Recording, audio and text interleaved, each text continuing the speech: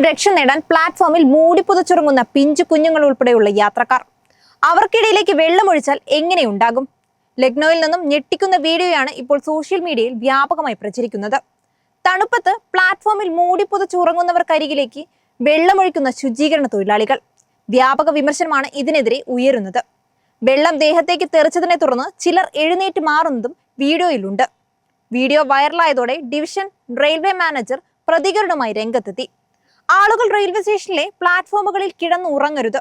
Train കാത്തു നിൽക്കുന്ന യാത്രക്കാർക്ക് വേണ്ടി പ്രത്യേക വെയിറ്റിംഗ് റൂം സജ്ജീകരിച്ചിട്ടുണ്ട്.